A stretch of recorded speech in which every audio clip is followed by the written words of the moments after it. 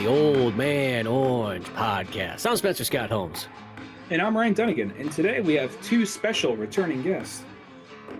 It's Marley from Marley Loves Film and the Real Lovers Podcast. How you doing? Thanks for having me. It feels like it's been forever since I've been on the podcast. Yeah. Sorry, James Artville, the second half of Octorok Talk with Ryan Dunnigan. Which we will return to one day. We will. It's just been, things been busy, but we are going to get to that again. But I think it's been a long time since, James and I recorded an episode. I knew we would want to talk about Mario just like Spencer. And I also know Marley's a big Mario fan too. It's like, let's just do a 4-person podcast covering this thing, because, Spencer and I were doing Mario March instead of Mario May because the movie came out at the end of March. So all right, let's just do that and lead up to it. Yeah. So we got the Mario March, concluding here with the big old new Super Mario Brothers movie, going down. It's all kinds of fun stuff. But Marley, real quick, since you're still there and it looks like James had something to jump up to, what have you been up to lately? I'm just podcasting like on the regular on the Real Lovers Podcast. I'm currently doing a series where I'm watching every single movie in the Letterboxd Top 250. And then just kind of talking about movies on Instagram and TikTok and just loving movies as my username shows. So just in case you didn't know, Marley loves film. Yeah, exactly. James, what you been up to? I've been working on some books. I just recently released a collection. Look at that. Oh, awesome, man. Are you guys familiar with Inktober? Yes, I am. Mm-hmm. Yeah. And so I have a black and white version of Inktober several years. This version is 2017, but now I released a colored version. Oh, that's awesome. Nice. And James, where can you pick that bad boy up at? My website, jamesartville.com, but it's also on Amazon. Hey, perfect. There. And I have more on the way. The next one is going to be Zelda specific. Oh, Linktober. Awesome. Linktober. Oh, that's right. Yeah. Well, that is your jam. And the way this movie goes, the way with the future of the possible NCU goes, they might reach there. Good. Spencer's back. All right, cool. Yeah, sorry about that. No, it's all good. So yeah, so we all saw the movie. What did overall? I guess because I don't know if we can really talk about this movie because Mario Brothers go to another world and Mushroom Kingdom fight Bowser. The end. Before we actually go into real spoilers, overall consensus for give people a chance to tune out if they don't want spoilers. Yeah, we'll have them tune out right there. But my consensus is I love the living daylights out of it. I thought they were going to drop the ball somewhere in the movie at some point because it's Illumination, and I just knew that was the inevitable. And no, they went to town the whole way and delivered in that glorious 90-minute frame of a film. Yeah, I generally like this movie pretty okay. Like I thought, I went into the movie kind of expecting the worst with Illumination, and Illumination doesn't really make bad films in my book. I'm kind of a fan of the Minions, and just kind of not saying that the Minions is a good film, but Illumination knows how to make crowd pleasing animation films that were films for the masses. And I feel like they kind of took the Minions concept and just spread Mario characters everywhere.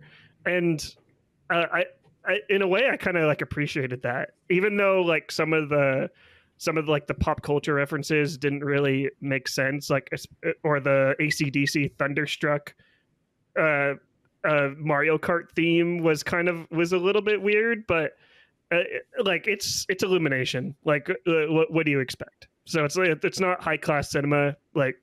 And Nintendo had their fingers on the project as much as they could because they didn't want another mess like the Super Mario Brothers movie from the 80s. Okay, the 1993 movie is in my top 10 favorite movies of all time. Just have to say that. 1993. Sorry about that. Yeah. Mine too. I understand I understand the criticism that movie gets, but I don't care. I love that movie. James, what about you? Oh, sorry. No, go ahead, James. If I can quantify it, give it a out of 10 rating, I'd give it an 8. Mm-hmm. It was definitely enjoyable. I had a good time. It has a few flaws. One of them, I think, being the runtime. I think I would have liked it if it were longer because I think the pacing suffered. It was just bam, bam, bam, bam. Hey, I just met you. Let's go. Hey, I just met you. Let's go. So if it was maybe 2 hours, stretch it a bit, it would have been, I think, a superior movie. I wanted more, not less. Yeah, well, I can always agree with that. Like when I like something like that, I would have taken more. But I do feel because of the pacing, there was never like a lull though in the movie. It definitely there was never certain movies where you go, guy, if they just took that 20 minutes out like in the dead center, I think it would sped it up. It didn't feel like there was any of those parts at least.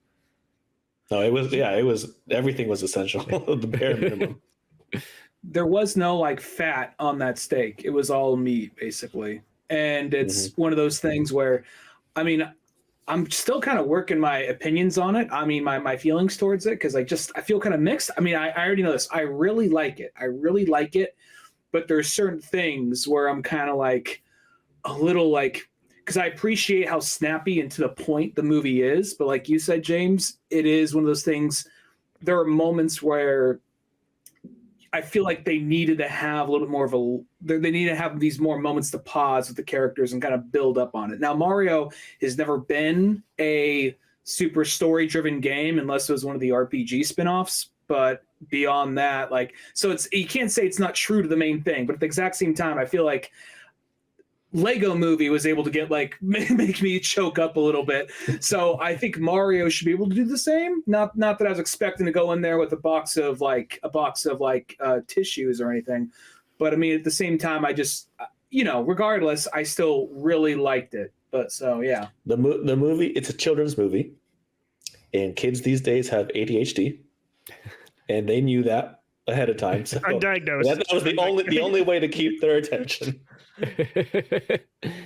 Well, I think the thing that kind of shocked me a little bit about this movie, I expected a pretty faithful representation of Mario, but the generational trauma that just got shoveled into the plot, where they bring up Mario's dad and his whole family eating around the dinner table, and they're talking about how oh, you'll never succeed as a plumber, and I'm just I'm sitting here in the theater surrounded by a whole bunch of 8-year-olds, and they're just kind of laughing, and I'm just sitting here in my seat just crying my eyes out, just I did not need the generational trauma from Nintendo. Mario is a happy-go-lucky game where he's just eating mushrooms and just having a good time and punching going through warp blocks, warp pipes.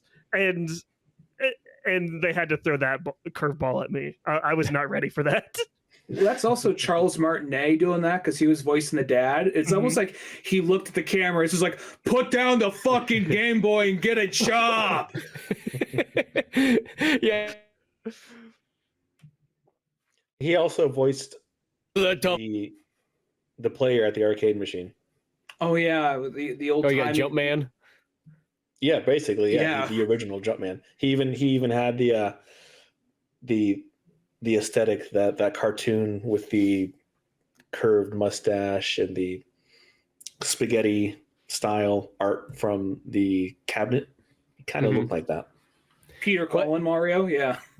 Well, and I feel like they wanted to switch that up, so it's you know what? Let's just have it where there was this a previous Jumpman guy who fought Cranky Kong back in the day, and now we have Super Mario in a sense. We'll separate the two away. Did you notice the cabinet? It was Donkey Kong the game, but the cabinet was rebranded. It was like a Yeti. Yeah, well, I think they wanted to kind of sort of hide it so that I guess for if you didn't see the trailer or anything like that, you didn't know Donkey Kong was coming up probably. Well, there's a lot of kind of paradox in that regard because Mario has an NES. Mm-hmm. Nintendo exists in that world, but that's a Nintendo without Mario as their mascot. That's one of those ones makes you wonder who it is. He's playing about it is when Mario goes to his room after the whole dinner scene, he's playing Kid Icarus, right? Yeah, on the NES. I thought that was a nice little touch. And he has a toy Arwing hanging over the TV. Mhm, And mhm. but this is actually something that maybe makes it possible in CU, but potentially. I mean, I don't think this is the first one they're going to go to, but that whole pizza joint was mostly focused around Punch Out. If you look at the wall, majority of the people on the wall are characters from Punch Out, and yeah, there's like a duck in there or something from Duck Hunt, but you know, like it's one of those movies that really uses the whole buffalo, and I heard some people say they're getting kind of Easter egg fatigue, but I think since this is like the first time we've seen like an adaptation of Mario since the 90s, really, I think it's one of those cases. Well, this is just things that populate his world. I mean, we're looking for it because we're fans, but really, when you think about it, oh, there's that character. Oh, there's that enemy. There's that. That's just the shit that populates the world. You know, I could see a little bit of the complaint about just that type of fatigue, but I didn't really get that at all because they're just kind of like placed in there. They're kind of placed in the scene, and you're kind of playing I Spy. It's not like a film like Wreck-It Ralph, where it's just all of a sudden like, here's all these references. I hope you get them all. I hope you get them all. They like in Super Mario Brothers, they feel like they feel organically placed like within the world, and it actually kind of makes sense. And like the animators obviously are huge fans of Mario, and it seems like you can really tell like the love that they put into into a movie like this. Yeah, no, that's definitely like the kind of the neat thing, because even like the things like the pizza parlor was called Punch Out Pizzeria. There was a Duck Hunt restaurant. You know, there was some F-Zero stuff in there. Because I felt like in the theater, I was just distracted by looking for the stuff. But I think that by not kind of shoving it out on Main Street and just kind of having it there in the background, like I think that's cool. Like, I don't know. I know some people get that kind of weird thing where they don't like it when there's like the little bit of fan service kind of thrown in there. And, you know, there's, you know, a good and bad way to do anything. But I feel like I like having just those little nods to be like, hey, we kind of get it, you know. It's like, and here it is, like, you know, it's Mario all the way. We got Nintendo backdrop going on here and so on like that. I mean, just even like, I love the way that they structured a lot of times the action, because they structured the action that like, hey, Mario and Luigi's van broke down. Well, guess what? They got to run to work. So they structure it like literally like it's the first level in Mario Brothers, but they're running through Brooklyn instead. And, you know, they got to jump over obstacles and there's platforms and so on. And everything kind of has this like logic based into it, like why it even looks like that. Did you notice the little detail as in that particular scene, the side-scrolling portion? Mario was doing all the work, and then he would set aside a platform for Luigi to cross the chasm. He would unlock the gates so that he was making it easy for Luigi, basically. Yeah. Plus, Luigi was carrying all the tools, I guess. So yeah, he was like the mule. It's like Luigi's Mansion. Like Luigi's Mansion, he has all the gear, but if you play that game, you can't jump. No, because he's weighted down. Yeah. Well, it's also, you know, we could talk about, you know, the movie. It's very quick on to the next scene, and there's not as much like dialogue-based development, but there is a lot of small little subtleties, like what you just said, how Mario's making it easy for Luigi as they go on. But then there's also like just going back to the dinner scene with the family, where like, you're a fuck up, Mario. You're always gonna be a fuck up, you know. When he's like, mushrooms again, and Luigi's like, I like mushrooms, without even kind of looking at him. He's like he's taking the mushrooms off his pasta and putting it on Luigi's plate. But it's not like, oh, that's a joke, just something you see him doing as he's talking to his dad. So it's kind of like there's some small things like that I think the movie does good on building up the characters. Correct me if I'm wrong. Is this the first time that Nintendo has referred to mushrooms as actual mushrooms? Because for the longest time, I always thought like mushrooms were like a drug related like reference. Like Mario is actually like doing drug. I know they can't do something like that in this movie because it's a kids movie. But I just think it's funny that Nintendo is just like, eat your vegetables, kids. Eat your mushrooms. It's like that's. There's a difference between mushrooms in like the West compared to mushrooms in like Japan. Like in Japan, mushrooms are just edible vegetables everywhere.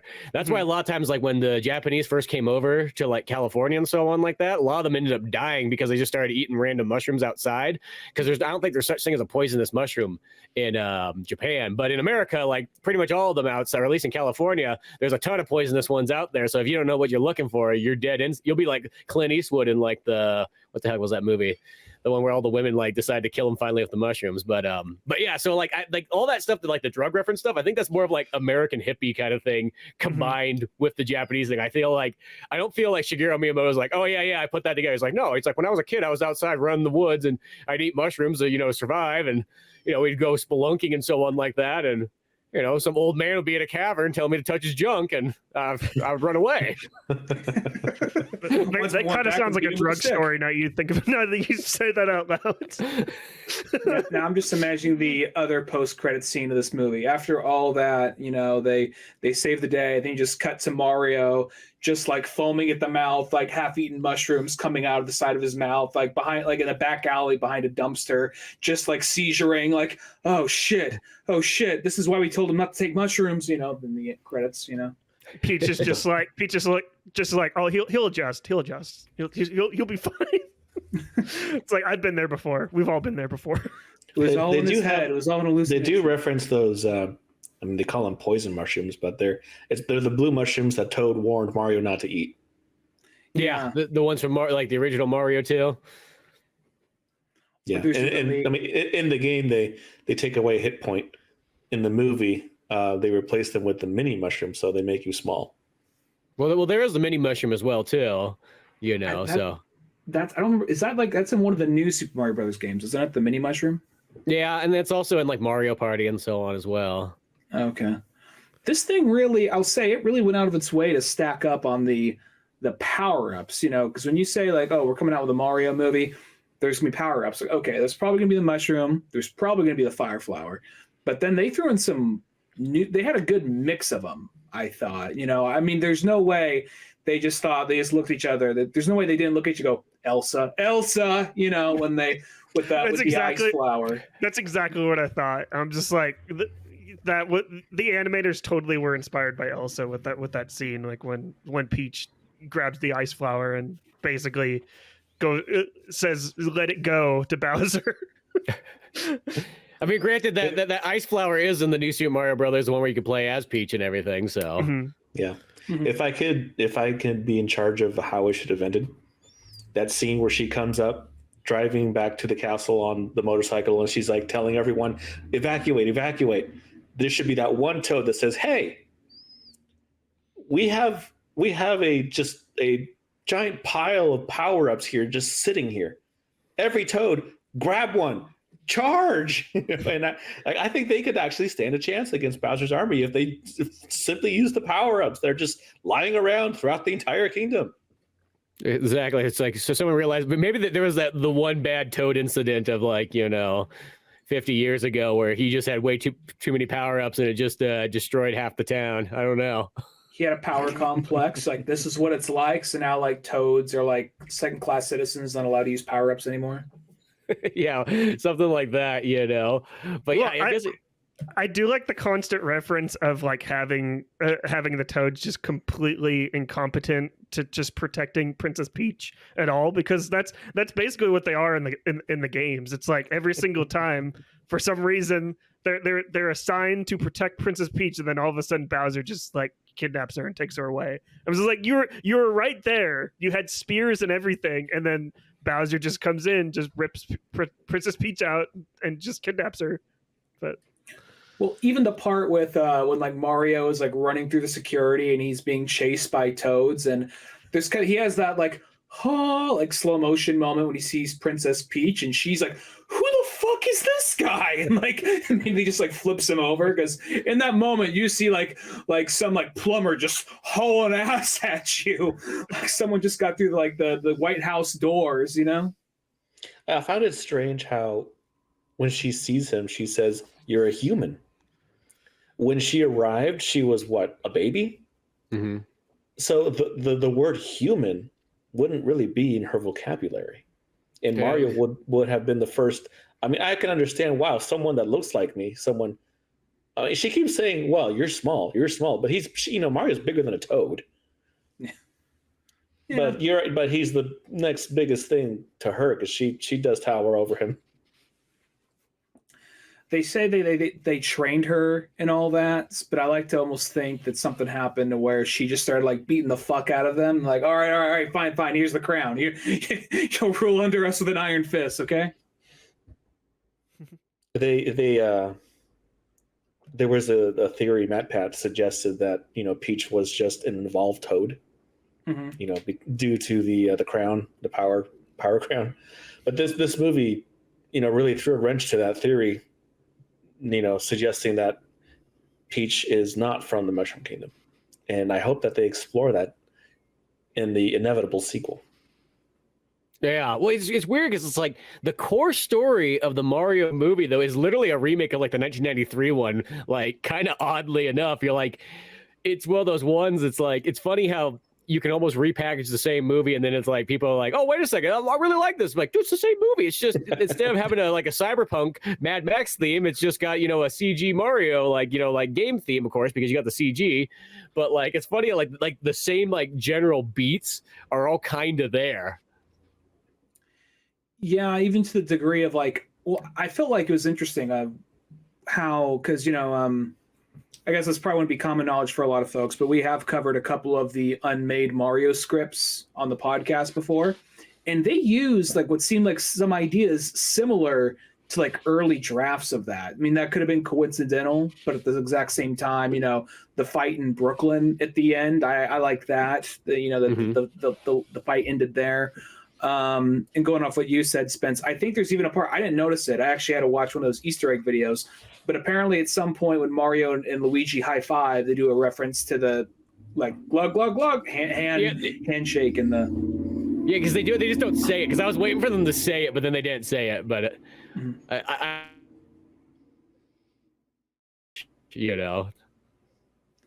yeah.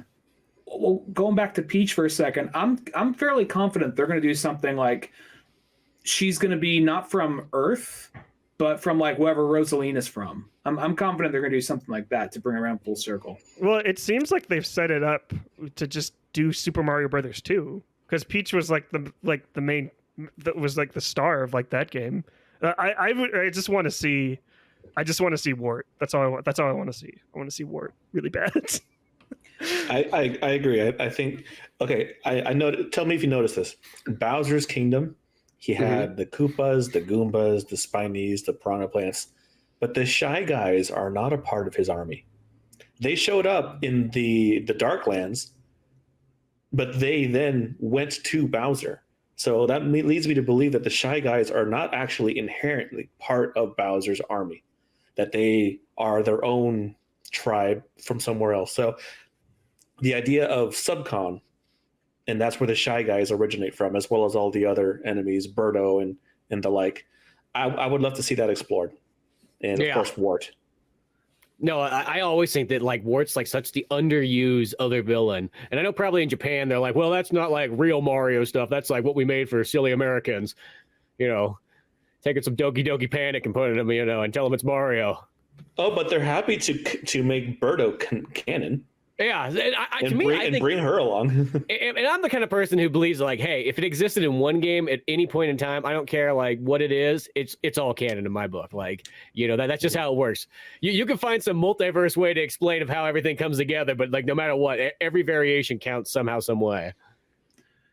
Because Japan is kind of weird about some of the things, because they actually did have or Japan, like Japan as a country is united. No war. No. The whole thing with like Mario with this movie is Nintendo was over their shoulder the whole time. I don't think there was a whole lot of creative licensing with this. It was probably more like it shows because it's so close to the game, and there seems to be things seem to be very, very, very accurate. It's probably the most accurate thing, any most accurate video game movie. So I'm wondering if they would even let them touch Wart. I kind of like the idea of doing that because it's just such an underused area and group of characters, with the exception of Birdo and the Shy Guys, No, because there's a lot of those villains that kind of come from that kind of area, and it's the same thing. Bowser. Like when we were, yeah, when we're playing Mario Land, how many other kind of characters come from that section too that are never like utilized in many of things like that. So it'd be cool to use that for kind of a sequel. And I know I told this to Ryan on like one of our last couple podcasts, but I was thinking like it'd be cool to have in like the sequels. You have that sort of thing, like kind of like a Mario RPG story where like there is another villain and Bowser has to team up with Mario reluctantly, you know, and work their way to kind of fight through it. I feel like that would be kind of a cool storyline to go with. Which, regarding Bowser, Jack Black fucking killed it. I mean, I think the whole cast did good, but Jack Black fucking killed it. Yeah, Jack Black killed it for sure. But let's talk about the elephant in the room. Like, everyone was shocked and kind of like, at least I was shocked when Chris Pratt was going to be voicing Mario. But to be honest, I thought he did like just fine. Like there is points like during the movie where I did kind of like say to myself, that's Chris Pratt doing a weird Mario voice. But I felt like pretty much through about 80% of the movie, I was kind of like, I was kind of digging like what he was doing with the character. Am I the only one in that scenario? I really liked Chris Pratt in it actually. I didn't really. I knew it was Chris Pratt, but as the movie went on, I wasn't really thinking about it. Once again, I don't think Chris Pratt's the first person that comes to mind when you say we're going to do a Mario movie. I mean, I understand that they didn't give him the woohoo voice. I understand why they didn't do that. At the same time, he's not the first person that comes to mind, but he did a really good job. I can't really. I mean, he sounded like an Italian American from Brooklyn. He, you know, had like a sense of vulnerability, but still had that sense like he wouldn't back down. So I thought he did a good job, covered all his bases for Mario. Yeah, I think the thing is that I was glad he's just because I remember in the trailer, I'm like, it's like, oh, it just sounds kind of like Chris Pratt. But then when I see it here, it's like, oh, no, he's doing an Italian accent. Same thing with Charlie Day. You know, it's like, because that was like always my big fear. It's like, are they going to make him like kind of like, you know, neutralize the Italianness of it? It's like, no, they kept the Italianness totally there. And they even keep the, you know, the let's go Mario for like the commercial part and everything too. So it's still there. You know, I mean, and like, you know, you even get the old Super Mario Bros. Super Show song in there. They got the capes in there. I mean, there's so much like other stuff. So it's never like, I feel like even if they like slightly deviate in one way, it's like, no, it's still going to be here, just in maybe another, you know, place or, you know, part. Yeah, they really humanized Mario. He was always, you know, pretty one-dimensional. And like we said, like the happy-go-lucky, let's-go. With this, you know, the movie, at least the Brooklyn parts, are grounded in reality. So if he did have that voice, it would just be kind of jarring, especially in the dinner scene. You look at his parents, you look at his aunts, uncles, his cousins, and everyone else just has normal voices. It'd be like, Mario, something's wrong with you. get that checked out. Well, it's funny because Martinet voicing everybody. Might have been. Well, it's kind of funny because like in my mind, even though like that's the Mario like game voice, but because of like the old Mario cartoon shows and of course the Mario Brothers movie and all that stuff, like I still always, when I picture Mario, I still picture him with more like the, hey Luigi, I got the Brooklyn accent here and everything like that. Like I always picture Mario much more like rougher. It doesn't matter what it is.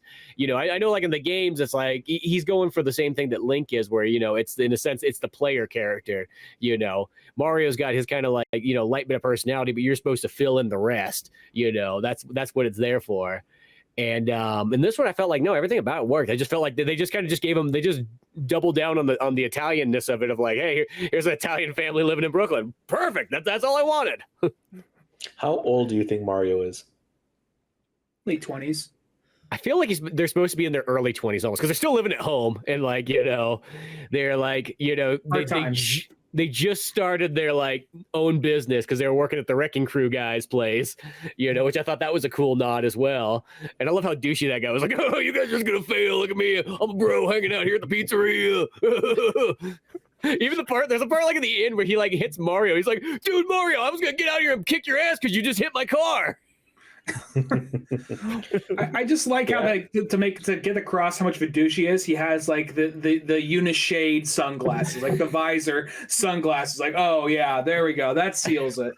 It screams early 90s. Yeah. Well, it's funny because it's like those sunglasses are the ones that's like Bret the Hitman Hart wore those in the 80s and they were awesome. And then all of a sudden they become like, nowadays they become almost the glasses for like kind of like the redneck guys and like the douche guys. I don't know why, but that's like the new association with them. when they first announced, because when they just before they even showed any artwork for the movie or a trailer, and they just announced the cast, and they said Foreman Spike was going to be in it, or Spike Foreman. I was like, I assumed it would be something like he went to the world with them, and he was like, well, the Mario Brothers were doing, Mario Brothers shit. He was with Bowser, and he was kind of like, oh yeah, these goons, I'll help you get them. I thought it was going to be something to that effect, but I think it's probably, to keep it not too bombarded. I thought that was good the way they used them, and they just kind of kept him in Brooklyn. I thought that worked. He works as a good. He was believable. Yeah, I think I had that boss before, actually. Yeah, he's a good starting antagonist for Mario and Luigi and so on like that. So it's like that they got things to persevere over and obstacles to get. And even Mario's own family is just not even on board them starting their own business. I was surprised. Sorry, James, go ahead. Oh, you mentioned family. Who was surprised not to see Wario there? Yeah, I was actually kind of surprised that Wario didn't appear, because I almost was picturing something like that appearing even towards the post credits. I mean, they're cousins, right? Yeah. Are they cousins? Yeah, I want to say that's what it is. I was surprised not to see Waluigi, especially during the opening scene where Luigi and Mario are fixing that bathroom sink. Because I always thought Mario and Luigi were kind of they were good plumbers. They did their job. They're pretty respectful. Waluigi, on the other hand, I thought was since he is the reverse of Luigi, he's obviously just bad at everything, and he's the opposite of a plumber. He breaks into people's houses and takes big poops and then clogs the toilet and then leaves. But Mario was in this whole subplot that he was very disappointed. Why can't you be like your cousin Waluigi, breaking into people's bathrooms and taking a shit in the sink? Why can't you do that, Luigi? It gives Luigi business. I want to see a short film by Illumination with Waluigi just doing that. Just I would love to see that. I always assumed that it was just Wario and Waluigi were just two assholes that built their reputation around and identity around fucking with Mario and Luigi. That's all I thought. I just thought they were chemically off and just let's build our identities around these people just to fuck with them. So, but the idea that they're cousins, that would make sense. So Wario is, Waluigi is not. Oh, Waluigi seems like he's got pictures on with faces scratched out in his yearbook, Well, I think if they had Wario in this movie, he would definitely to keep him up with the times. He would definitely be the crypto bro, because that's how he's making all his money. Oh, he's just right, WarioWare. Yeah, yeah. I mean, yeah, he's always been the gold hoarder, the treasure hunter. Mm-hmm. So he's motivated by money. He's watching the stock market. He's on Wall Street. Wario Street. That'd be a good way to lead into the second one or the third one, whichever one he comes in. He's oh, here comes your cousin Wario. His private jet is stuck on the runway because it's made out of solid gold or something kind of like that. It can't get airborne. And then there's Mario's I can't believe I got to deal with this asshole. And then he finds out about the because he's also an industrialist. He finds out about the Mushroom Kingdom. He's just we can steal the resources, and starts setting up shop down there or something. Yeah, there's almost so many places you could kind of go with that. I definitely feel Wario is a character that you would savor for a sequel or two down the line and really expand on it. In a sense, the roster that they have in this one is it kind of works. It's the core characters. It's it's literally Peach, Toad, Mario, Luigi, and Bowser. And circling around all that with a couple other cameos around them. And I think that totally works for a first one to get it going. Yeah, and I feel the story that they went with obviously is kind of directly following a new Super Mario Brothers, especially since Peach, Mario, and Toad are all together. It kind of is following that. I kind of wish that they brought up in the movie how come it's just the three of them? because I remember that's a criticism of the new Super Mario games. They're like, it's 4-player co-op, but there's 2 Toads. It's like, what? Where's the other? Where's the other? So it's just like, what? Why is it just the 3 of us all of a sudden? But I don't know. I think that would be kind of funny.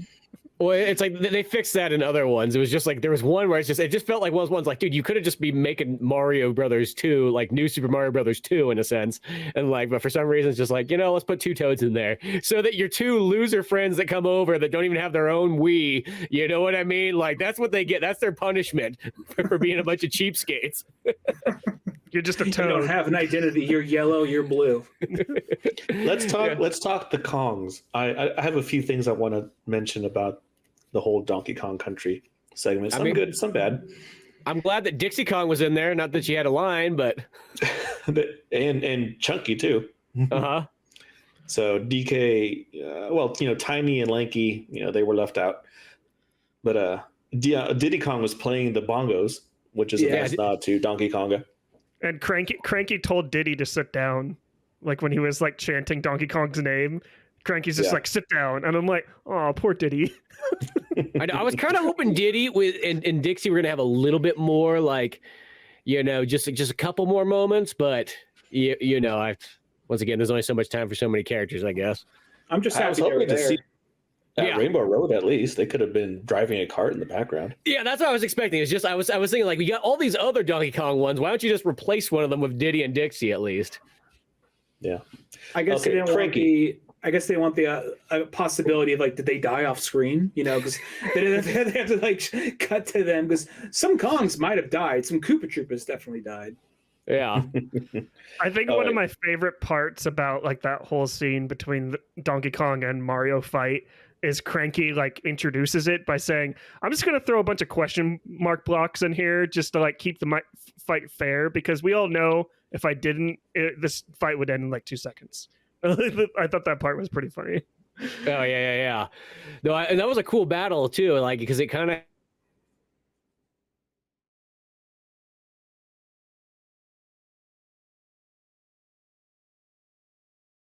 Present Spence. He'll be back in a second. While he comes back online, I just wanted your input. Cranky's voice, that took me off guard. I wasn't expecting it to be so lively and chipper. Mm-hmm. I was expecting something a little more cranky. Old and yeah. He came across more of kind of like a well, I mean, it's Fred Armisen who voiced him, but he came across like a Fred Armisen character, kind of like somebody who's like a retired like a retired New Yorker who's just like spends his whole time in coffee shops complaining about everything. You know what I mean? He came across to me as that kind of guy, like, what do I got to do? Do I got to do this? Are you shitting me? Something kind of like that. I just like that the whole, like all of like the like Donkey Kong characters were kind of like, they were like viewed as like kind of like full of themselves. Like including Donkey Kong himself, like with the whole like nipple like dancing and stuff like that. I was like, to have like that visual in like a movie made for kids is a little disturbing, but I loved it. At least it's just a peck dance. Yeah. At least it actually show like a close up like ape nipple, like super high detailed close in. It's like the bat nipple, Batman Forever. Yeah. Oh, you're back. I'm back. I switched internets to see if that will do anything. As soon as you I noticed as soon as you said whatever you like, that's where it cut out. I know that you probably have mine. It's like, fuck you, Rage that's quit. what I noticed. Oh crap! Oh no! Oh no! Well, he overloaded the servers. Yeah, there's a lot of fast talking. Well, yeah. Going back to the Kongs for a second. I mean, Seth Rogen. I don't think that he was the idea. I don't know. He kind of came across as just Seth Rogen, but to me, Donkey Kong was always just like monkey noises. Other than that bad CG show in the late '90s, early 2000s. So that one was like, whoa, man, like a '90s surfer bro. Like that's, hey asshole, that's Funky Kong's shtick, So Seth Rogen, I didn't mind. I mean, I just always assumed monkey noises with him. Yeah, I was really actually leaned in. I was actually, Seth Rogen was, because that was the part that was like, I don't like Seth Rogen very much. But then like, there's like, he wasn't that bad as Donkey Kong. I could take it if that's what he's going with. I feel like when Seth Rogen's in animated movies, I seem to like him more than when I have to see his face. Yeah, I'm with you, Spencer. I like hearing Seth Rogen's voice more than seeing his face. But the thing that kind of threw me off as Donkey Kong is when the camera zooms in on Donkey Kong and then you hear the Seth Rogen laugh. Just I'm just like that was like hearing Seth Rogen's laugh come out of Donkey Kong was very unsettling to me.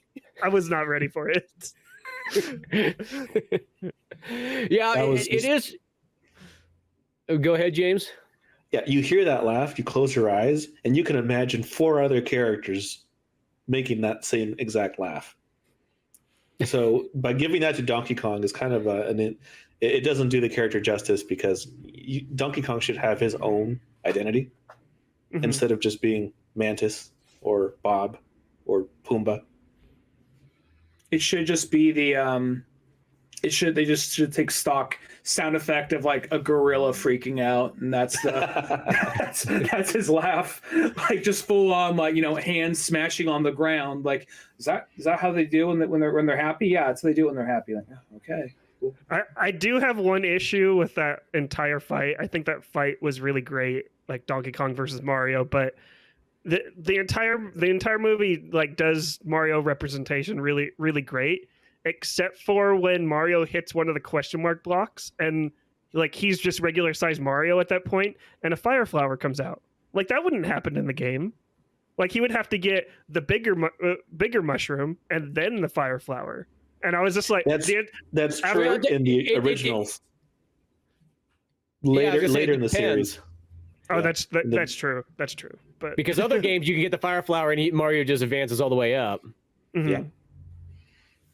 I'm also thinking this is Mario Maker rules, so you can just drop the whatever power-ups you want because they had to make that course for him. That was my logic.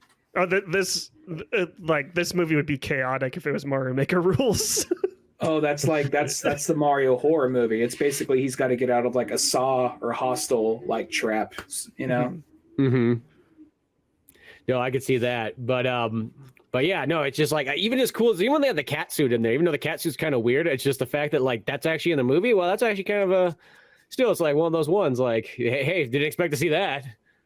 Well, it was like a good balance of like, I mean, I was a little disappointed I didn't get to see him in the standard fire suit, but it's not the end of the world.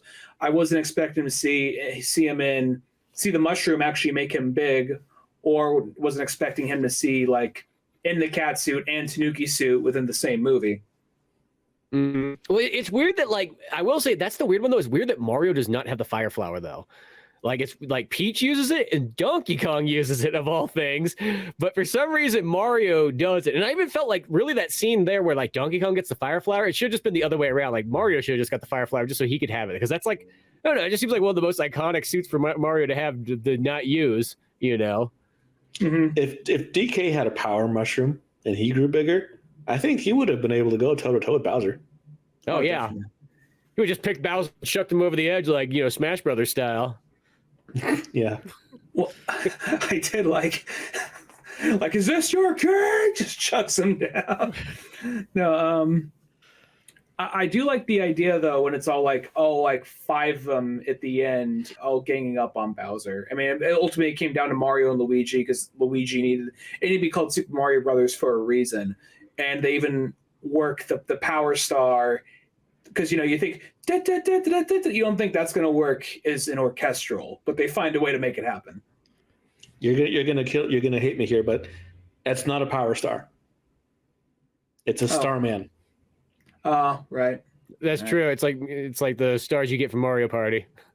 I just I'm so used to Starman is the one that turns invisible. Power Stars are the ones you collect.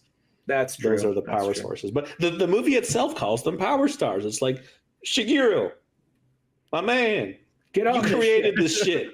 Get it right. Yeah, it's definitely one of those ones, but I will say music-wise, like that's the thing is like I love how many times they incorporated like Mario songs in there throughout it and pieced them together so it felt really legitimate how the songs kind of went down. And then even when they use like a traditional like rock song or pop song or something like that, I'm glad that the ones they all chose, they all went with like 80 songs. I felt like it's one of those ones I'm like they didn't throw some stupid like here's some mumble rap from 2023 we're gonna throw over the top, or some dumb pop song that like all the kids will be into for like 6 months. I'm glad that like they didn't do that. They're like no, we're gonna stick to like if it's gonna be something, at least it's gonna be something you would have listened to in the 80s while playing Mario Brothers, nothing else. Because all the songs that they did choose, I'm like, yeah, that makes sense. At least it fits with more like kind of like old school gaming. Well, Koji Kondo worked on. I think he helped orchestrize the score for a movie format, and he worked with Brian Tyler as well. Which Brian Tyler is known for, kind of like just getting like the right songs like for like a score, and I think that's where he comes in for getting like all the 80s songs, like Thunderstruck. As much as I hate the song Thunderstruck, I think it fit for where it's placed. So well, see, because I like AC/DC. That gives me like a Maximum Overdrive feel. Did you guys notice there's a bit of drama going on right now? Because in the credits, when they have the Bowser's Fury track and the DK rap credited, it just says from Donkey Kong 64. Oh, that's all it says. That's all it says. And the artist who composed the song went to Twitter basically saying that he's kind of disappointed that he wasn't credited for it. A lot of people don't get credited in life. You should be grateful your song's actually in the movie. That's all I gotta say. But no, I could feel the guy. I mean, everybody else's song is in there, so I kind of feel for him in that aspect. But regarding like sampled songs, though, I'll say I kind of felt half and half about the needle drops. Like there's some where like that fits. There's some where like, I mean, I feel like we've heard I Need a Hero so many times, especially in a lot of montages. So I was like, that one again. But I really liked. I guess I'll say Footloose, I think, is 85. So maybe that's the only like connection that I think. Because it's like that, or maybe Footloose is 81. Take that back. It's like right after Friday the 13th, but whatever. It's one of those ones where like I pictured that because it is going with the 80s thing, No, I get that, and it just was one of those songs I think I've heard so many times that it would just been kind of like, I don't know, not a weird choice, but I guess just one that when I heard I Need a Hero was going to be in the movie, I was like, oh, I bet I know what scene it's going to be in. Oh, it's this scene. But then like I think No Sleep Till Brooklyn by the Beastie Boys, I thought that was used well because they're in Brooklyn. Yeah. It's kind of getting you up and amped for the movie. And even though that's a song I've heard a lot, it's not a song that immediately like is the first thing I would have thought of right there. So I think Take On Me was kind of just like there a little randomly, but not the word. Once again, none of the song choices killed the movie for me. But actually I thought Thunderstruck, even though I'm not a big AC/DC fan, I thought Thunderstruck actually did work good for that whole build-up scene for the carts. I think the thing that made me like just like watching this movie like all together as a whole, like this movie looks really great, and I know I'm not one person to like complain about graphics for Nintendo games, but like don't you, after seeing this movie, don't we all want to see like a 4K like high res like Mario game? Like how great would that, like Bowser looked amazing like in this movie. I just want, like, I like the stylistic like art style for Nintendo games, but like after seeing this movie it makes me like dream of like a 4K Switch. I'm not trying to be like one of those people, but with the change in designs, like Mario has the cuffs on his shirt collar, on his gloves. Peach, I mean, she's pretty faithful, but like her face has a bit more of that like Disney princess look. It's hard to less anime. Yeah, I mean, like if you were to look side by side, it's similar enough, but there's just something different about it. I don't know if the eyes are bigger or something. But it's funny. It's kind of like the American filter over it. That's what I sort of feel. Like it doesn't have the anime thing. Snapchat. You know, it feels like the kind of the way that like the Resident Evil games have been in like the last while. Is like that feels like they lost the anime look to them, which sounds like such a minor thing, but it makes a big difference when you're like looking at stuff. Mm-hmm. Toad, I mean, he was pretty spot on. Mm-hmm. Keegan Michael Key as Toad. Do you think he's going to be Captain Toad by the next one?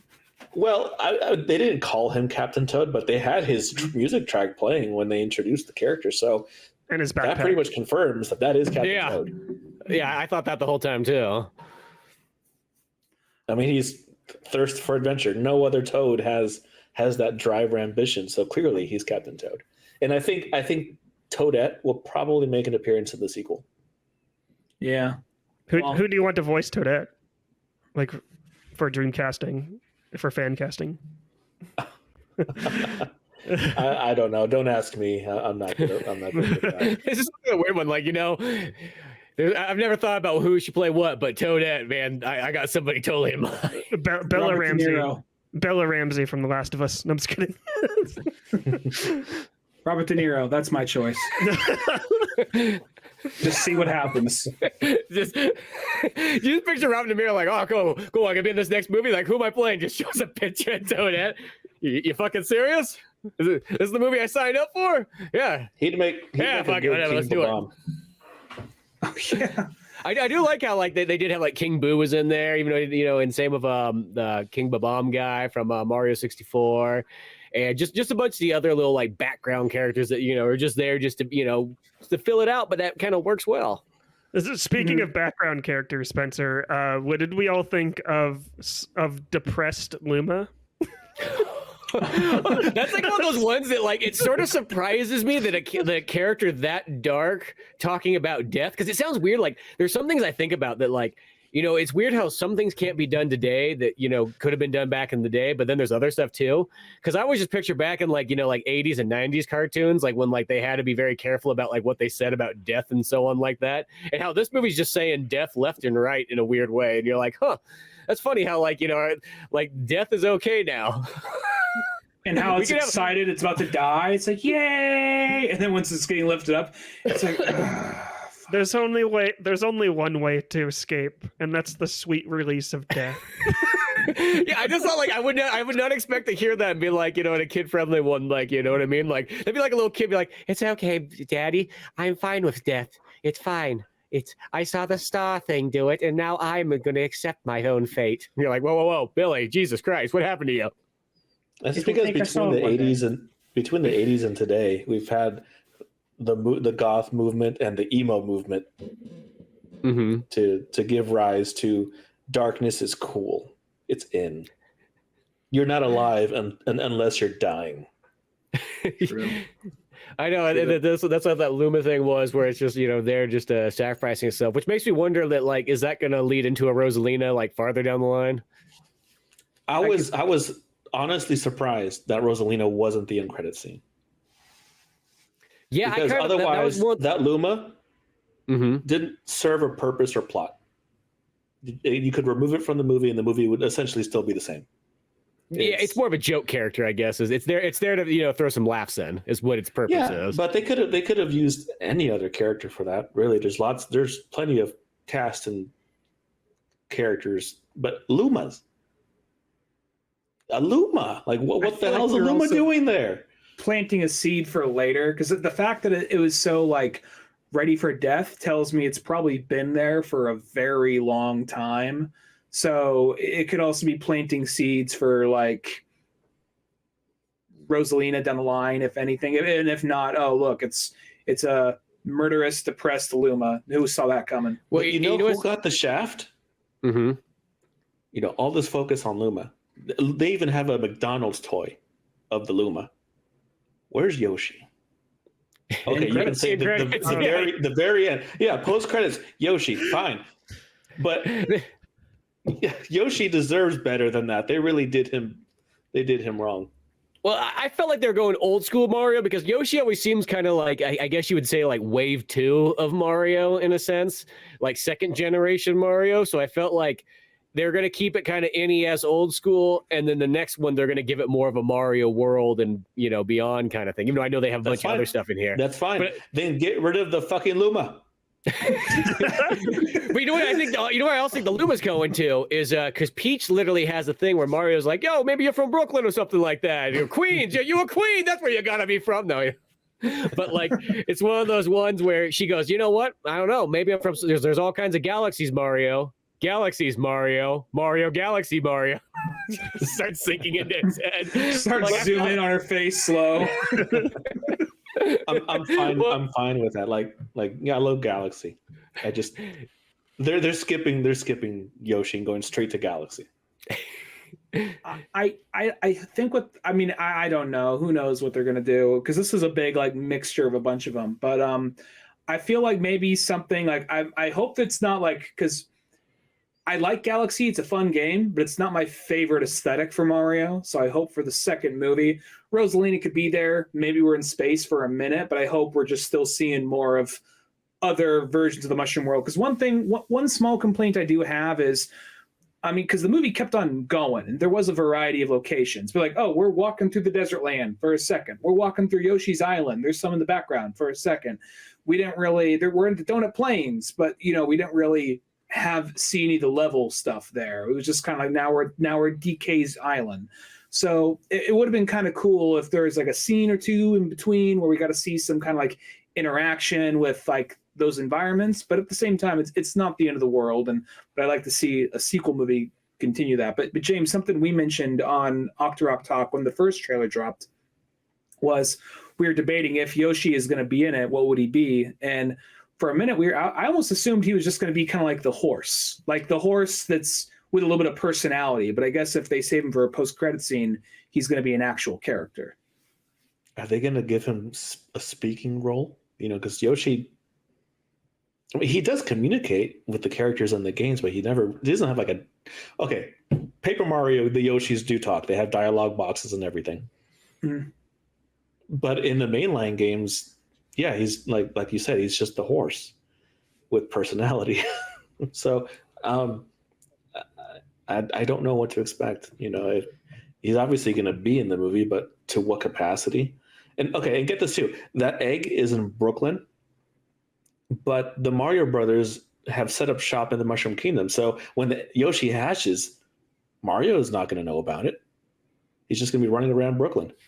They still got to visit the parents. Yeah. Got to go back and visit this weird fucking dog we just got. Well, no, I'm always hoping. I'm hoping that Yoshi is just going to be treated like Blue from Jurassic World, since Owen played by Chris Pratt. Mario sticks his hand out. Yeah, Mario sticks his hand out and just be like, Yoshi, listen to me. Punches him in the back of the head. And then that's how you give listening. Oh, so this movie answers a lifelong question about the fire flower. Some people assumed that when you eat the fire flower, it's spicy and you sneeze fireballs. Really? Because in the original game, it looks like, I don't know, it looks like it coming out of the nose. But here, I've never heard this before. Go on more. Yeah, I've never heard this before either. Yeah, it's like, what? I've heard Sneeze? it one time. Dude, somebody has been thinking a little too hard on the original Mario Brothers game. No, just the sound effect. It's like he's coughing like a belugi or something. he's throwing the fireballs in later games, but like in the original versions, it looks like he's just kind of like right up against his face when he his doing a snot rocket. Yeah.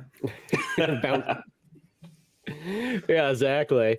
One thing I was thinking, going back to what Ryan was saying, and actually going back to what James was saying originally, but like when they're going through those worlds and they just kind of quickly like montage their way through the desert and the Yoshi Island and so on. That's almost like if you were going to like give it like that extra 10 or 20 minutes more, extending it is giving it that a little bit more adventure type scene, and having that be the part there that stretches it out, where there is this adventure to make it feel like, man, it took a long time to get to Kong Island or whatever, Kong Kingdom. If time is of the essence, does the Mushroom Kingdom really have no mode of transportation? I guess not, unless I guess Kongs have the monopoly on the cart industry. But Yeah, they got like the Henry Ford over there making them. you can only place pipes in so many areas. So, and that's where the Mario Brothers come in when they set up shop at the end. They're gonna extend the pipe network. Their pipe transportation. The PTA. Laying pipe. PTA. If One hole at a time. We're literally plumbing to the entire mushroom kingdom. You know what? You apes aren't just shitting out trees anymore. You're gonna use a toilet like everybody else. You fucking savages. Here's actually a quick question. When they're on Yoshi's Island for a second, did anybody? Because this might immediately disprove my theory. Was there any green Yoshis back there? I was looking. I didn't see any green Yoshis. I didn't see any. Maybe this Yoshi being green. Maybe if this, because first off, it establishes as the Yoshi, not a blue or red Yoshi or a side Yoshi, the Yoshi. They might do a thing like, well, green Yoshis are special because they're very rare. Because red Yoshis have fire, blue Yoshis can fly, yellow Yoshis earthquake. Green Yoshis do it all. So they might do something like that, possibly. Ryan, just like Blue from Jurassic World. Just like Blue. Special. Yeah. Green. He's special. Green. He puts the hand out. He puts the hand out, and they do the whole like, they just eats them. Yeah. I want this so bad. Universal, if you're listening to this podcast, just like take notes from me. If you steal this, you don't have to credit me. I just want to see this. I just want to see this right now. Another thing that I want to see, like in like future Universal films, is that Mario Brothers, their family, Fast X is coming out next month. Can we start the FCU, the Family Cinematic Universe, headlined by Mario Brothers and Dominic Toretto and company? So they're coming in. So he's he opens up a Corona. He's like, "What the fuck is that doing in this house?" Well, it's funny because It's only red wine in this house. Get the fuck out! It's funny that I brought this up, but like when they're racing on Rainbow Road, and Peach looks over at Mario and says, "You don't have Rainbow Roads for you to drive on, like on the human world," and Mario's just like, "Not that I know of." And in my head, I'm just like, clearly he hasn't seen Fast and Furious. Because the places they go, the places they go in that movie, like it's pretty much on level of Rainbow Road. True. You know, it's just like Mario. Right? It's all about family. Did you guys catch the Super Mario Land reference? Or you? That only got by me. Which one got by you? The adventure montage scene. Oh, is that the desert area? Close. When they climb up the cliffs and they have that overview, those weren't mountains. Those were Moai statue heads. Oh, I thought that was meant to be like the donut plains because they kind of had holes on the side. So I thought maybe that was like the donuts of like Mario World. I could be wrong, but I saw some faces. That's a possibility too. I mean, I appreciate if they gave the Mario Land games more love. You know, that's the thing. Like, we don't talk about it, but I'm not getting my hopes up. It'd be cool if they acknowledge, like, not the paper versions, but maybe the characters from Paper Mario or even Mario and the Mario RPG. You know? Yeah, you just gotta get all the Square licensing from them. Good luck with Hopefully. That. I know, it's like Square just for some reason they're like, no, we're locking all our owner-created characters in a vault. No Geno. Yeah, no Geno. I can't, you know what I mean? Like, I don't know. It's like, God, they put Cloud and Sephiroth in, you know, the Smash Brothers, like, but it's like, no, you ain't getting Geno. He's too expensive. What is the price on a doll that was in one game almost like over 20 years ago? What is the price on that fucking thing? If you're Nintendo, then it's priceless. Well, it was Square's the one that owns them. So it's like, it was all the ones like, well, you guys can have Mallow. Like, nobody wants Mallow.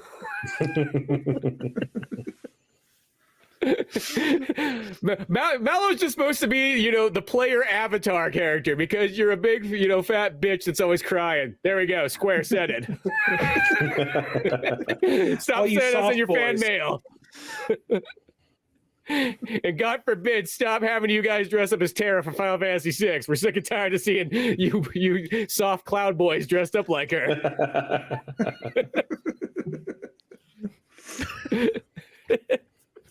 That's probably pretty on point right there.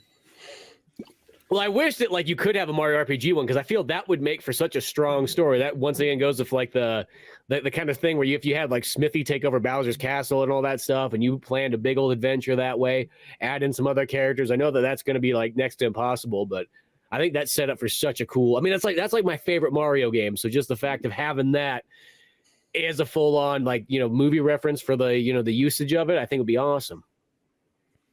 The whole time, like, remind me. Go ahead. Correct me if I'm wrong, but I'm pretty sure that Universal has already announced that they are working on a Donkey Kong spinoff. Oh, really? I'm pretty sure I read something like that with Seth Rogen's Donkey Kong, that they want to do more with that character. I didn't hear an official thing, but I heard it's more rumored. But it may make sense because they're doing a Donkey Kong extension at the Nintendo theme parks, and then I mean, why of any character you could have Mario interact with and go to his world, why would it be Donkey Kong? Because they never do that in the mainline games. You only do that like in a couple of spin-off games, so it makes sense, Well, I mean, I guess because like Mario and Donkey Kong are kind of like the original like characters that were sort of together. Yeah, it's just that it's like classic. I guess it's classic Nintendo, and it's it's like the origin stage almost. But I feel like it's also just so different though from like because Mario and like Donkey Kong, like they're like Mario never really goes to Donkey Kong country. It sounds like something I'd be for it, and I'm happy they did it. It just when they first announced this movie, that is not a team up I was expecting. I didn't think they would ever do that, Yeah, it's kind of weird that there's very little like Nintendo crossover for the most part beyond Smash Brothers. Like you're just so surprised that you don't see more. I mean, even like it's like the thing that I've always thought about like my whole life is why in like Mario Kart and even Mario Party, why has there never been like a Nintendo Party or like even like in Mario Kart just literally have all kinds of like the Smash Bros. Of Mario Kart where you just have all the other characters. I don't know why that still this day and age has never come out. Well, Mario Kart's getting there, like with Link in Mario Kart. It's got the Splatoon character. It's got a few of them, and it's got. But my question is that Ryan, you mentioned the NCU, like Nintendo wants to make other like other Nintendo films. Would you be okay with Illumination kind of like tackling like a Zelda movie, or do you want that to be live action? Here's the thing. I think well, first off, James is probably more the person to ask for this. Okay. However, I'll get mine out of the way real quick. Illumination Zelda, I don't know. Maybe. I mean, they impressed me with this movie, but this movie wasn't very like plot heavy. At the exact same time. I mean, James and I even talked about the possibility of an NCU and the idea of like, I think Marvel and DC can work well off each other because they share the same universe, but NCU is multiple universes within. So you'd have to do something. I feel like for like a Smash Brothers movie to happen and really make sense and make things feel like they're on the same page, you would have to make something. You'd have to make them more like Kirby cannot be as cute and fluffy. You'd have to darken Kirby up. Kirby have to be more fantasy sci-fi. Mario would have to be more like a steampunky Guillermo del Toro thing, where like to be on the same page as Samus or Link. So I think something like Metroid and Zelda by Illumination to build up to a Smash Bros. Movie. I mean, I'd see it, but I'm also not sure what that would be, if I'd be honest. But yeah, sorry, James, I went longer than I planned on. I would prefer to see Zelda live action and have them tackle the epic adventures like on the scale of Breath of the Wild, Twilight Princess, Ocarina. If we do the NCU, like Ryan said, in order for there to be cohesion, congruence, they would all have to be stylized not exactly the same, but similar enough. So if Illumination does Zelda, it would be the short stack 8-bit original Elf Link. Or Toon Link. It would be classic. I think it'd be classic fantasy Zelda, like the original on the NES. And I think Nintendo, they have, if they want to start a franchise, I think that they've shown that they are wanting to reference the beginning instead of just jumping in somewhere in the middle of the franchise. So I wouldn't imagine an Ocarina kind of story. It would just be simple Zelda, Link, Ganon, Hyrule, monsters, wizards, Octoroks. It would be just generic family-friendly fantasy. It's dangerous to go alone. Take this. So yeah, well, it's one of those ones. It's like I feel like okay, because definitely once again, Illumination kind of won me over in this Mario movie, and if they did Zelda, they would definitely have to change up. I think the change the tone a bit. I'd be afraid if it would have too much comedy in it because I think, in a sense, in a weird way, like if you're gonna do a Zelda movie, you almost got to at least treat it like Lord of the Rings or something like that. Like you got to give it kind of like you could still have a comedy character and things like in there. You can have like in a sense your hobbits or whatever the heck you want to have. But for the most part, it should still be like Tingle would be like he'd be like the equivalent of your hobbits. You'd be like, why the hell did we bring these guys along the whole time? Like just give Aragorn the ring and he'll solve the issue right from the start.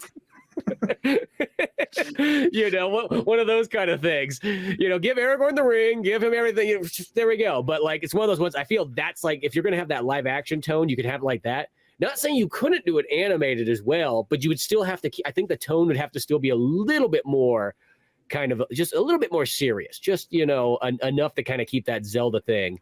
It's sort of like if you did a Metroid one. A Metroid one, I feel like you'd have to do real. You have to play it real straight. Yeah, I think you can get away with Star Fox. Star Fox can be. Star Fox. They should just do it all puppets like the commercial. that would be good. As a I'm movie, down with stop that. motion. Guillermo like del Toro, get him to do it. Like a Jim Henson. yes. Like like if you combine like whatever boy Jim Henson with Guillermo del Toro, combine that two together and make the Star Fox movie. After seeing a fox in space, I can't help but imagine Star Fox as like a hard, gritty, like 80s sci-fi noir type world. That's just kind of like what I almost imagine it now, just like the way that is. But I think you are right though. I think Star Fox would be a little bit more doable. I think it kind of middle ground. But yeah, I mean, I don't know. I'm up for whatever they do. I'm curious and. Nintendo holds the power, so they might come in and just say, hey, because with this, I think we all assume that they're just going to minionify everything. And they probably would have to do some kind of soft middle ground for like something like Zelda or F-Zero or Samus.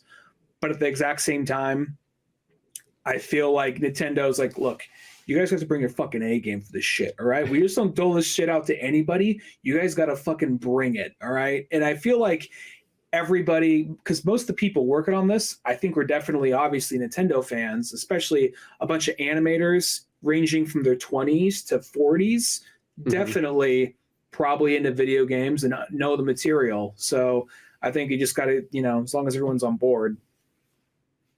Question for the panel. Yeah. What do you think Nintendo defines as the marker for success for this movie? How much money it makes? Or how it's received? Probably money. I hate to sort of say it, but I think Nintendo kind of goes, we know we got good shit, so we don't care what you think, but the money and fans talk. Yeah. What was the budget on this? But I'd say money and fan reception. Because I am curious budget, to know. I don't know off the top of my head. I am curious to know what the box office numbers are like for opening weekend. But what was the budget? If anyone has that one pulled up. Nah, I don't. I could pull it up, but so I was just gonna say though, this movie though, I don't know about you guys, but like this movie was pretty jam packed on all the screenings already, just in day one. On a Wednesday, yeah. Yeah. So I mean, granted, it is a holiday weekend, I guess. So there's a higher chance people having days off, but beyond that, though, I felt like I haven't seen this many people in the theaters since literally close to like Endgame era. Do you think it'll top Sonic? Yeah, Oh, I Sonic think it is the will. number one top spot for yeah, video game for sure. adaptation. I think so. I think Nintendo's like, no. You put that blue hedgehog back in his place. I'm back in his fucking corner. James, I'm really glad you mentioned that because I was kind of waiting to to pose the same question. I think this movie is 100 times better than the Sonic movie, and I really like Sonic 1 and 2, but I think it's just my bias because I like Mario more than Sonic. But I feel like I think there's something extra special about this movie because it's fully animated. Like if Sonic was actually fully animated and they actually do the same references like this Mario movie did, I think I would say that they're kind of on even ground. But the fact that it's live action and animated, the Sonic movies are, I don't necessarily like it as much as this movie. But one second, grounding one quick thing to answer the question you asked earlier. The budget is $100 million, and right now box office is 66.4 million, but it's not even Friday yet. So yeah, it's literally only in like a day and a half in. Yeah. Oh, those are good projections. Yeah. Oh, Sonic, right? But yeah. So, actually, were you going to say something, Spencer? Oh, I was just gonna say. Actually, I think James was gonna say something, so I'll let him go first. Oh, I'm just bouncing off what Marley said about how having something in live action is a limiting factor to the number of Easter eggs and references and little things that you could include in the movie. Mm-hmm. If the Sonic took place on Mobius, and then you have the entire franchise as a buffet that you can pull from. Oh yeah. I think that's definitely true. And I mean, it's kind of easy to kind of go like, oh yeah, the Mario movie has even more stuff than like Sonic does. I'm like, well, it did also come after. So once you like Sonic kind of did lay a little bit of foundation in a weird way, to kind of get in this like resurgence of video game movies once again, and for what it is, it still delivers, but it is like that one, like I will say that what makes the Mario one so nice is it's literally all killer, no filler. Where the Sonic one, even though as much as I like it, there is still a little bit of that filler. It's not terrible filler, but it still is there just to kind of like pad it for like what they assume is a larger audience. Where this Mario one just kind of did the thing like, be like, no, fuck you. You're here for Mario, right? Yeah. And sit back and like, this is what you're watching. We don't need to have in like, oh, and here's just a random other character there that they're going to drag along the whole time that, has nothing to do with it, none of that stuff. Or let's have the Avatar Scorpion character from Mortal Kombat that like, no. How about you just have regular Scorpion? Scorpion's great grandson who doesn't fucking do anything. Yeah, no, fuck that Mortal Kombat movie. Mortal Kombat movie it's such a bummer. It's like that's my least favorite Mortal Kombat movie I've seen. I know that's getting off the rails, but that like I felt like that was supposed to be such a big comeback. Like, and then it was just like, no, that was kind of it had moments. I'm not gonna say it didn't have moments, but it was just like the first 10 minutes, yeah. Yeah, a couple good death scenes, but that's about it. Like, where I think this Mario Brothers movies, I think we really are going into the new age. I think what's going to really happen is I think video game movies are going to have a strong comeback because Sonic did well, because Mario Brothers, and technically even Mortal Kombat. It's not like it did bad, it just had some stupid choices in it, but. Well, and then you have the Last of Us TV show as well. I know that's like way different like area. Like one is like Mario and Sonic are kind of happy-go-lucky like comedies, and Last of Us is just dark and depressing that makes me want to end my life. But at least video games, like with those three projects, video game movies and TV shows are starting to come up. So yeah, and The Last of Us I went in with when I heard they're making Last of Us, it's already cinematic, but the show did a good job of emphasizing and focusing on things the game didn't have a chance to, but still kept up the pace of the game, and on top of that, it still kept, most importantly, the vibe and tone of the game and followed the story very closely, but changed enough things to keep you on your toes. But I guess regarding this compared to Sonic, I got mixed feelings because I don't know. I think Sonic 2, like Sonic 2, not Sonic 1, Sonic 2, I think technically is a better movie. But as a fan experience, this one has it down a bit more. But I mean, I can't deny how happy and how amped I was when Sonic 2 came out, because that was stuff I never thought I'd see on the big screen, you know? Mm-hmm. Yeah, I would agree with you, Ryan, a little bit. It's just the pop culture references in both the Sonic films. I groaned a little bit more than the pop culture references in the Mario movie. I just felt there's more like nuance in both Sonic movies, just because there's more like actual character development, and like I get what you mean, like because there was some groany humor in both Sonic movies, but they're at the same time I thought they were also funnier than the Mario movie at the same time, but still had a little bit more groaniness than the Mario movie. But at the same, I also like, I feel like the Mario movie, most things they kind of spoon feed you information. There's like the small things I mentioned, like small interactions between Mario and Luigi that I think are good, but like but Sonic actually leaves. There's nuance, there's hints, there's, you know, where this one, everything is like, let's explain it to you as if you're a child ridden with ADD, you know? Yeah. I think you had every opportunity to make like cringy and kind of groany like scenes in the Mario movie if Jack Black didn't play Bowser, but Jack Black nailed it as Bowser. I'm looking at one of these reviews on Letterboxd, and someone just called called Bowser the original incel. It's so, I'm just like, they're like 4 stars. Bowser is the original incel. It's so great. Well, even the whole poem, like peaches, peaches, peaches, peaches. Like he just like so. Like they nailed Bowser down so good because he is like very all like they got his vulnerability side because he's always super like insecure when it comes to comparing himself to Mario and Peach, but then when he goes full on beast mode, and he actually is scary at the end. Like at the end of the movie, it's like, no, there's a reason we're scared of Bowser. Mm-hmm. Yeah, he is super powerful.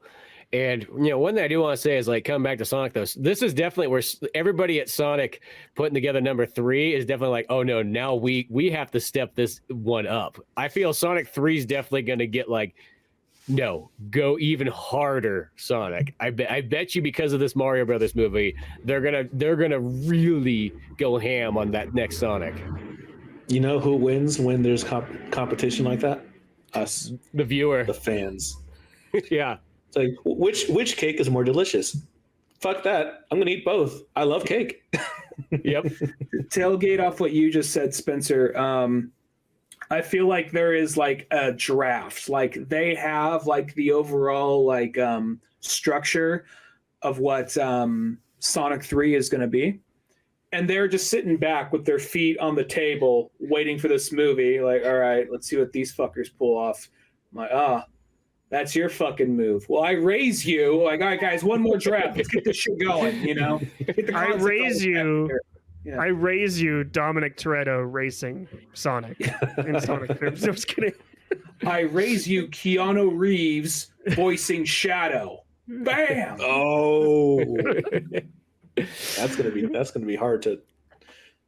Everyone loves Keanu. John Wickify Sonic 3. give Shadow his guns. Yeah, give him his because that's what the kids always wanted, you know. Oh, that's what I'm saying. Is like, yeah, that's why we gave Shadow a gun. Kids wanted guns. You're getting fucking drawings all day of Song with a Gun. Like, all right, well, to stop another Columbine, let's make this happen. Oh shit, Ryan. Right. Tell me what you think of this. In the SNES era, every TV show or movie was getting a video game adaptation left and right. Now it seems reversed. Now it seems like now it's the games that are being adapted, not the other way around. Which kind of bums me out because I like I know people always want to go like, oh, movie adaptations have never been good. Like, no, that's so untrue. I think at least half of them are actually pretty darn good games. It's just there is the bad ones, and that's what stands out. But people think that's everything. But I miss the days of great TV and movie adaptation games. Like, things like Super Nintendo and Genesis era. That's a perfect example. Like, you got things like the Jurassic Park games on there, like the True Lies, really any Arnold Schwarzenegger type game, and so on like that. There were so many fun, neat things they had, and I wish there was more of that. It's kind of a bummer that you don't get the adaptation games anymore. I think kind of depends on the one, because I feel like we, especially like around, like I think like Sega Genesis, Super Nintendo era, like adaptation, like tie-in games. I think those had a good chance of being good because that was the closest thing you'd be playing to the movie. But once you got to like PlayStation 64 and then PlayStation 2 and GameCube, once you got to that era, that's where I felt like I was paying $60 or $50 for what's really a $20 experience, because they didn't want to reveal all the concept art or the whole script or the whole movie to the team. So they just did crunch time. They cranked this thing out. And it was always a game you could beat like in like 4 hours, give or take. So that's kind of how I felt about like our high school era and middle school era of like game movies and tie-ins. But I think there are other exceptions, of course, like GoldenEye. Apparently that Chronicles of Riddick one's really good, so. Yeah, with those adaptations, I felt like whatever genre they were, if they were third-person adventure, first-person shooter, platformer, they were always subpar. They just did the bare minimum. They just painted it with a coat of paint of whatever franchise that was. And they didn't really, I can't think of many that really revolutionized the genre, brought something new and fresh. And so, like, when I read reviews for those games, the first thing people say is the controls suck. And then second, the graphics suck. Yeah, but the music's always good because they bring over the music, the licensed music. Well, it's like, I'll say in the GameCube kind of era and N64 era, a perfect example of a really good one is the 007 games. Because like every single one of those pretty much always delivers, and those ones are dialed in, and there's mixed matches between some that are adaptations and then some that are all original stories, of course. But yeah, I can see that one. I think 007's always been on it more than other franchises. I'm just thinking of like a lot of the early 2000s superhero movies that got like tie-in video games. Like even like Batman Begins wasn't necessarily like the worst game, but it wasn't like worth like $50 when it came out. Especially, it was just kind of like it also presented the idea. It presented the early foundation for Arkham, which is Batman stealth. But it just was. There's only one of two ways you can do this, and to stop the bad guy, and you can't fight the bad guy until you scare them, and they're so scared they drop their guns or whatever, so it was just one of those kind of things. But yeah, I'm surprised there's no tie-in stuff other than toys for this movie. You think they would have done something. You think I would play Super Mario Brothers the movie, the game. Well, Yeah, there was a lot of Mario Kart references in this movie. Do you think Nintendo is working on like Mario Kart tracks for kind of revamped like Rainbow Road or something like that, or new karts? Would you want that? There's a few packs that still got to come out, so they might throw in a couple courses from the movie. Mm-hmm. We already have like 10 Rainbow Roads in Mario Kart 8.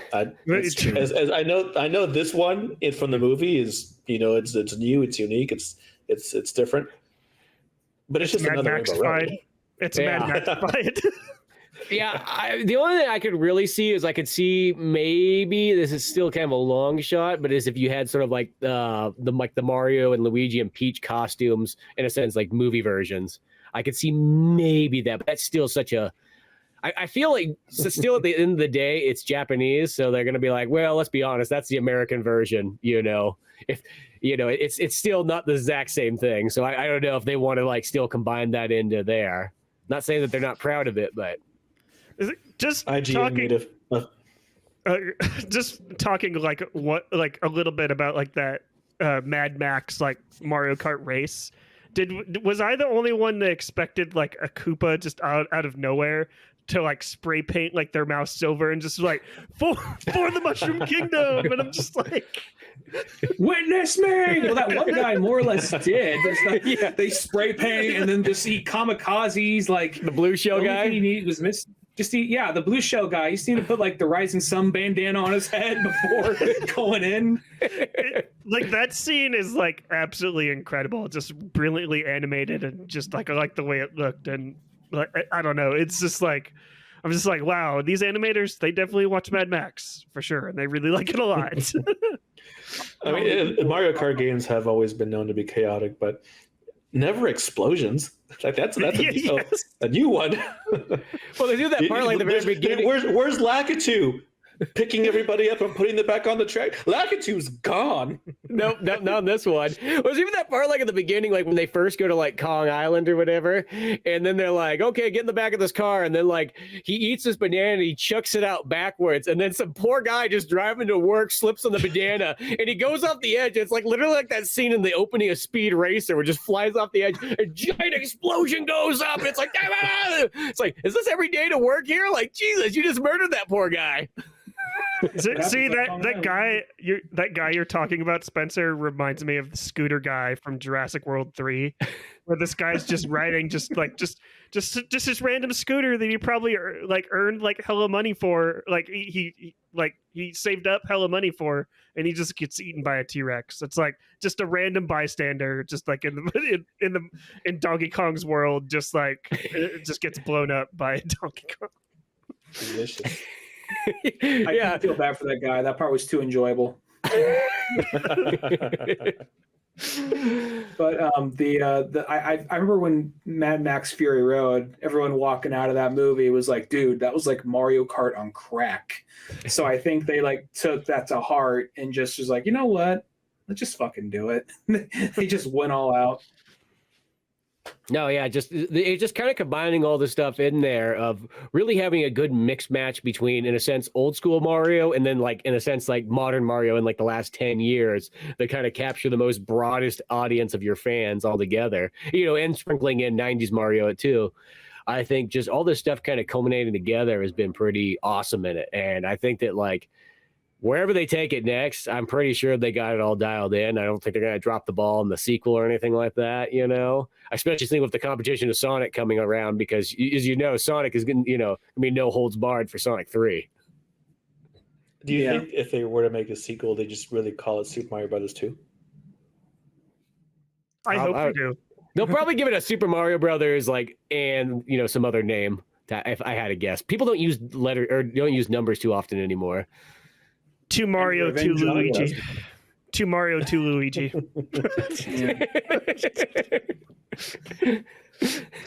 They're also one of the things they're like also teasing was like, oh, they might do a Luigi's Mansion movie, So like, okay, whatever, that'd be cool. I mean, I don't think we're there yet. I want to see like the sequel to this before that, but we're gonna probably see Donkey Kong first.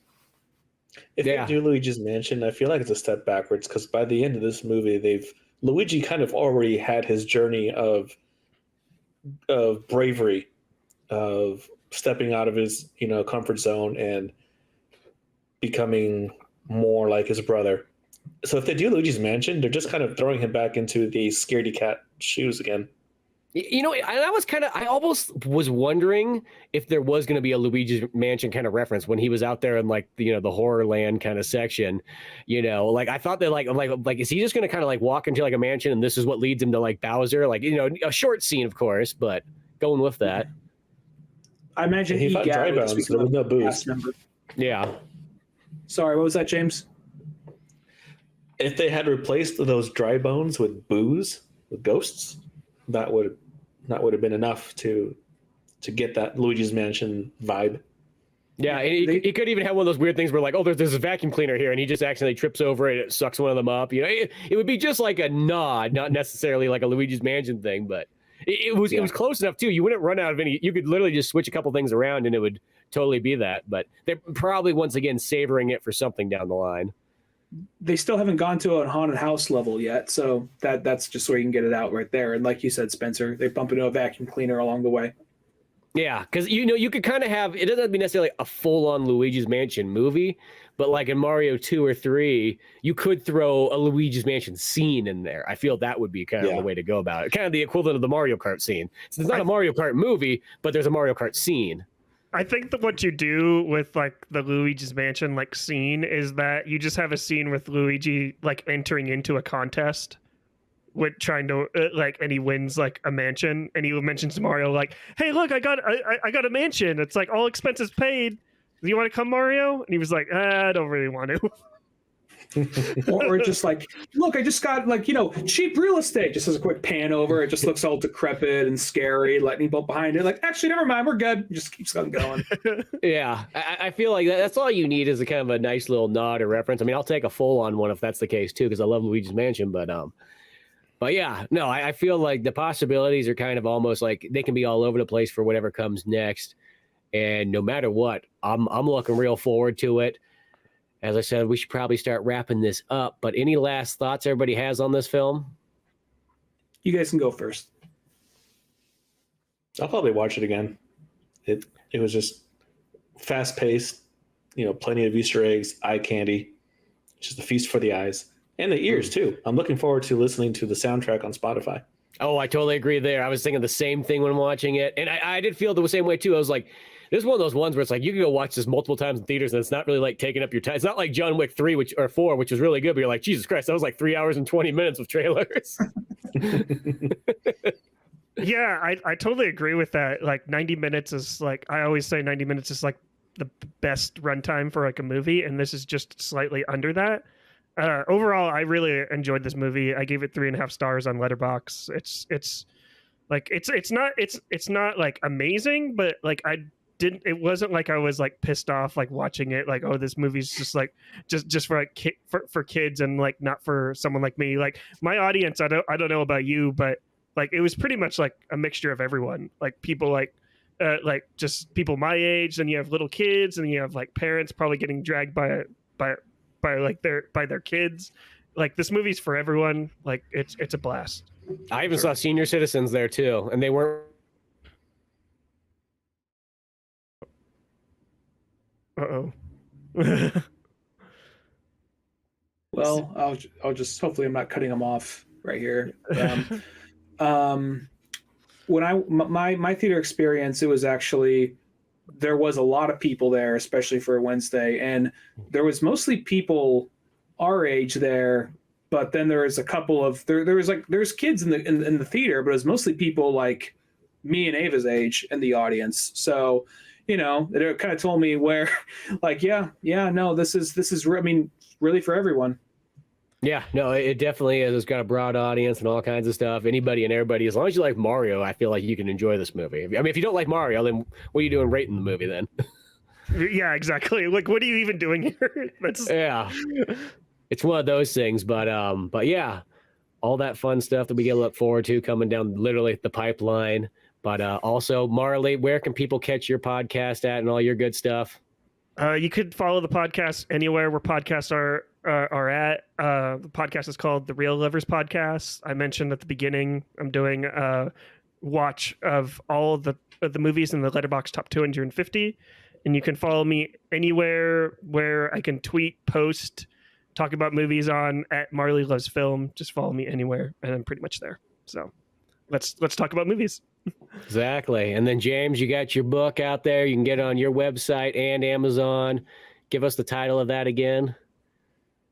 It's called Echoes of the Past, and it's before and after drawings. I take some of my child elementary school sketches and I redrew them again in 2017 for part of the Inktober. And so it's pretty cool seeing before and after. Obviously, how much better the more recent ones are. And they're all fan art characters. So I got some Mario Bros in there. I got some Zelda. I got some DC and Marvel and anime. So something for everybody. So perfect. There's all kinds of cool stuff at the checkout there. You can also go to oldmanorange.com where you'll find all our old podcasts, comic books like Pizza Boys, animations, and all that other fun stuff. Till then, I'm Spencer Scott Holmes. And I'm Ryan Dunnigan. And I'm Marley Silverbrand. Sorry. I'm James Artville.